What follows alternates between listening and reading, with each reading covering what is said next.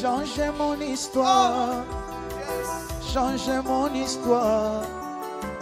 Changez mon histoire. Changez mon histoire.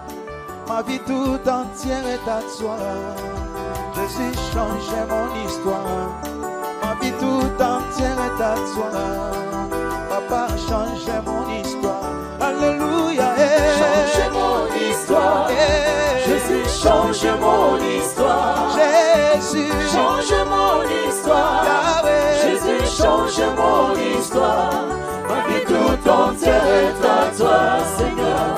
Change mon histoire.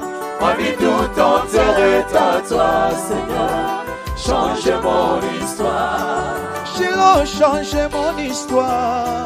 Jésus, changez mon histoire. Visitez ma vie. Shiloh, visitez ma vie. Shiloh, transformez ma vie. Shiloh, transformez ma vie. C'est quoi la malédiction familiale? La malédiction familiale, elle est décrite dans ce passage de Exode 20. Dieu met en garde tous ceux qui commettront des péchés. Et l'un de ces péchés que Dieu cite, c'est de se tourner vers des faux dieux, vers des idoles, de les adorer. Et Dieu dit, si vous le faites, ne pensez pas juste à vous. Il y aura aussi des conséquences dans l'esprit, non pas sur votre vie, mais sur la vie de vos enfants, et la vie de vos enfants, et la vie des enfants de vos enfants, et des enfants de vos enfants, jusqu'à la 4e génération. Mais quelle tragédie! C'est déjà terrible de subir les conséquences de ses propres péchés. C'est déjà terrible de se dire, bon, j'ai fait le mal et je mérite les conséquences.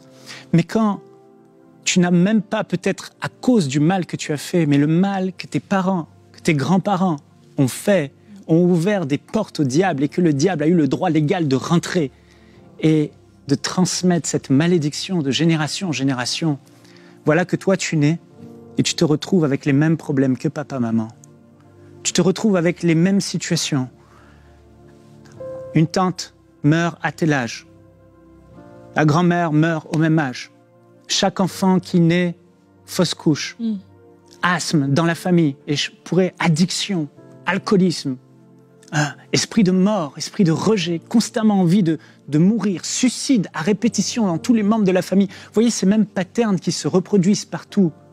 C'est le signe que dans chaque membre de la famille, il y a certainement là une malédiction familiale qui a été commise à cause, qui est la conséquence des péchés des ancêtres. Et c'est une chose terrible. C'est comme si le diable vient et il nargue Dieu avec, vous savez, dans Colossiens, on parle de l'acte spirituel, comme s'il y avait un papier dans l'esprit sur lequel était écrit votre nom et tous les péchés qui vous condamnent et les conséquences qu'il y a et la malédiction que vous devez impérativement subir dans l'esprit à cause de ces péchés, à cause de ces iniquités qui ont été commises. Et le diable est là, et sur ce papier, cet acte, il dit, c'est comme un acte de propriété qui dit, son corps m'appartient, son âme m'appartient, son esprit m'appartient, cette personne est à moi parce que dans sa famille, ils ont fait ça. Il y a non seulement peut-être vos péchés qui vous condamnent, mais il y a aussi les péchés de vos ancêtres qui sont là et qui disent, jusqu'à la 4e génération, ils doivent subir les conséquences de tout ça. Elle ne peut réussir. Elle ne peut être en bonne santé, elle ne peut enfanter, elle ne peut se marier, elle ne peut vivre heureuse, elle ne peut avoir de l'estime d'elle-même parce que quelqu'un derrière a commis l'iniquité, ça a ouvert une porte et le diable et les démons se déchaînent dans leur vie comme s'ils avaient le droit légal. Et oui, dans l'esprit, ils ont ce droit légal à cause de la malédiction de la loi, à cause des conséquences des péchés des uns des autres. Mes frères et sœurs, j'ai une bonne nouvelle pour vous. Même si vous êtes là et vous voyez ces situations qui sont là et vous dites, mais j'ai le même problème que ma mère. J'ai les mêmes combats que mes parents. Et encore même que ceux des grands-parents. Mais j'ai une bonne nouvelle. Si vous êtes à Jésus-Christ, vous n'avez pas à subir une seconde de plus, encore une seconde de plus, les conséquences de cette malédiction. C'est la bonne nouvelle.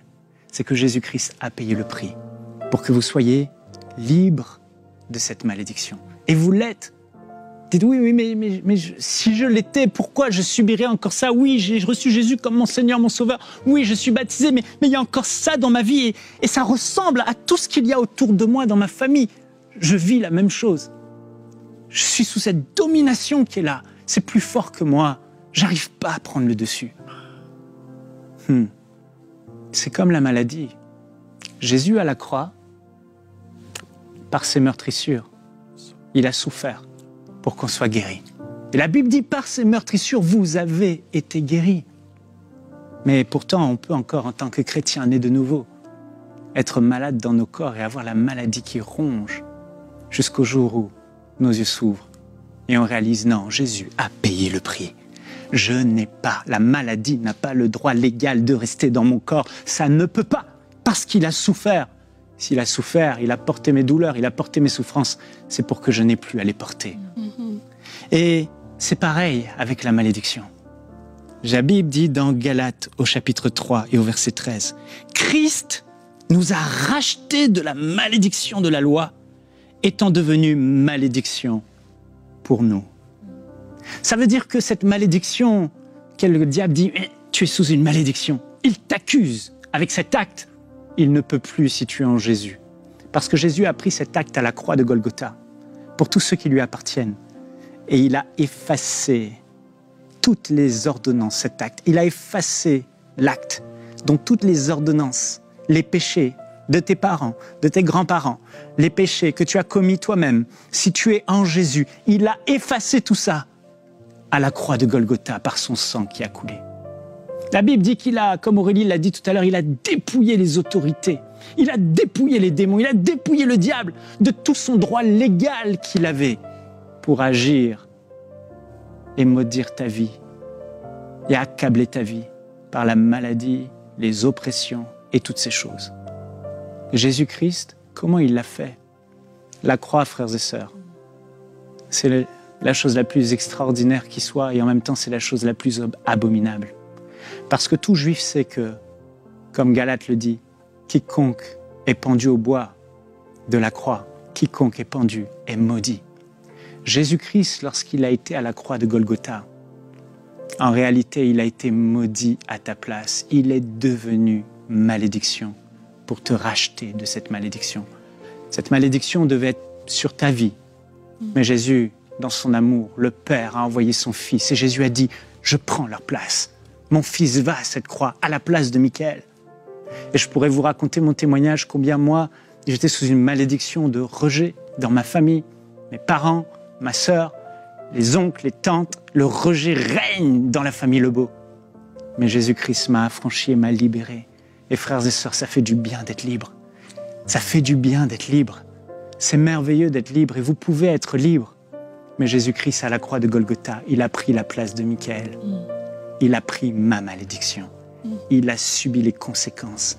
Et ces conséquences du rejet, de se sentir moins que rien, d'être toujours mis de côté, de ne pas aimer, de ne pas s'aimer, de ne pas être aimé des autres, de ne pas ressentir l'amour des autres, de ne pas être capable de s'aimer soi-même, de ne même pas savoir qui on est, de toujours se rejeter. Jésus a porté cette malédiction afin que moi je n'ai plus à la porter. Et Jésus est devenu cette malédiction. Il a pris ta place. Il a souffert à ta place. Il a pris littéralement ta place. Il a effacé l'acte dont les ordonnances nous condamnaient. Il a dépouillé les dominations, les autorités. Il les a livrées publiquement en spectacle en triomphant d'elles à la croix. Et il a fait de toi une nouvelle créature. Et si aujourd'hui tu appartiens à Jésus-Christ, sache qu'il n'y a plus de condamnation pour toi. Sache que Jésus-Christ a été maudit pour que toi, tu n'aies plus à être maudit. Donc, tu n'as aucune raison de continuer à accepter les conséquences de cette malédiction. Et il faut aujourd'hui que tu te lèves. Si tu es en Jésus et que tu appartiens à Jésus, il est temps pour toi aujourd'hui de prendre cette autorité et de dire maintenant, au nom de Jésus, je suis libre de la malédiction. Vous savez, si vous voyez votre arbre généalogique spirituel au-dessus de vous, il n'y a qu'une seule personne. Il n'y a plus Papa, maman, grand-père, arrière-grand-père, arrière-grand-mère, c'est fini tout ça. Si vous êtes en Jésus-Christ, il n'y a qu'une seule personne dans votre arbre généalogique, c'est Dieu le Père, engendré par la puissance du Saint-Esprit en Jésus-Christ et lavé par le sang de Jésus. Tu es dans la famille royale. Il n'y a plus de malédiction. Au contraire, tu es béni, béni de la bénédiction du Père en Jésus-Christ. Tu es béni de toute bénédiction en Jésus-Christ. Ça, c'est la réalité. Mais alors pourquoi, Michael? Pourquoi je continue à subir? Parce que tu l'acceptes et il faut maintenant prendre autorité. Il y a des choses, en fait, qu'on amène dans notre vie spirituelle en Jésus-Christ lorsqu'on naît de nouveau, on rentre dans le royaume de Dieu, qui sont des bagages du passé. Et le diable ne va pas... Même si Jésus a tout accompli à la croix, il faut maintenant se positionner, saisir nos promesses. Il faut se positionner et dire non, non, stop, Satan, tu n'as plus le droit. Tu n'as pas le droit de demeurer dans ma vie. C'est fini. Parce que Jésus-Christ a payé le prix. Parce que son sang m'a pardonné. Parce que l'acte qui me condamnait est effacé. Parce qu'aujourd'hui, je n'ai que la bénédiction et la part de la bénédiction de Dieu le Père dans ma vie. Et c'est ce qu'il faut faire, frères et sœurs. Changez mon histoire. Changez mon histoire. Changez mon histoire. Changez mon histoire. Ma vie tout entière est à toi. Jésus, changez mon histoire. Ma vie tout entière est à toi. Papa, changez mon histoire. Alléluia. Changez mon histoire. Jésus, change mon histoire. Jésus, Change mon histoire. Yahweh. Jésus, change mon histoire. Ma vie tout entière est à toi, Seigneur. Change mon histoire. Ma vie tout entière est à toi, Seigneur. Change mon histoire. Shiloh, changez mon histoire. Jésus, changez mon histoire. Visitez ma vie. Shiloh, visitez ma vie. Shiloh, transformez ma vie. Shiloh, transformez ma vie. Visitez ma santé. Jésus, visitez ma santé. Ma vie tout entière est à toi. Jésus, changez mon histoire. Ma vie tout entière est à toi. Oh, changez mon histoire. Alléluia. Change mon histoire. Jésus, change mon histoire. Oh, change mon histoire. Change mon histoire. Jésus, change mon histoire. Ma vie tout entière est à toi. Shiloh, change mon histoire. Ma vie tout entière est à toi. Oh, change mon histoire. Alléluia. Change mon histoire. Jésus, change mon histoire. Oh, Jésus, Change mon histoire. Alléluia. Jésus, change mon histoire. Ma vie tout entière est à toi, Seigneur. Change mon histoire. Ma vie tout entière est à toi, Seigneur. Change mon histoire. Jésus, change mon histoire. Change mon histoire. Jésus, change mon histoire.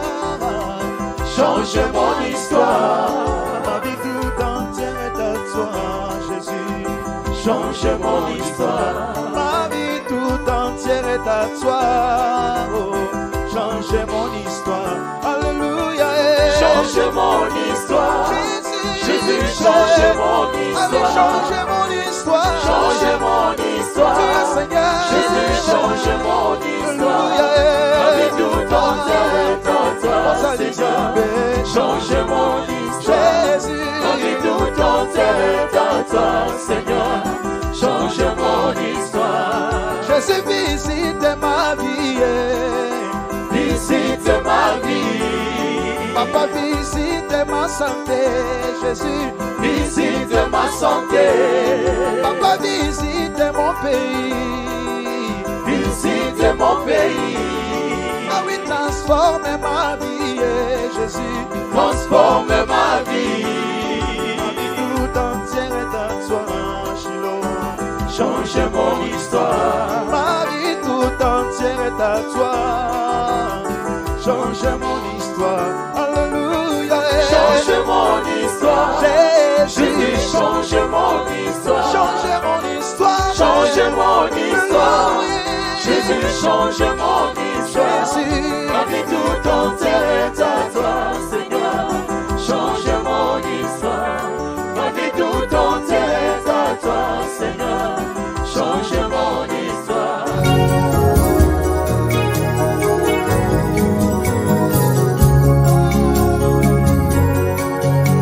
Dans Jésus, élève le nom du Seigneur. Alléluia. Qui est comme Jésus? Hey! Le mot me manque pour t'adorer. Mon silence t'adore. Ma bouche te célèbre, oh Dieu.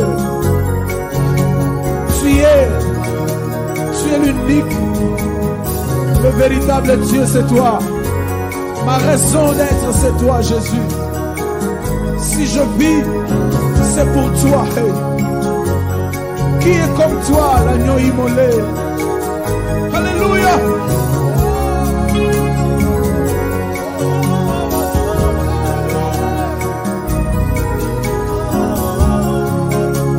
Dis un mot à Jésus. Dis un mot à Jésus.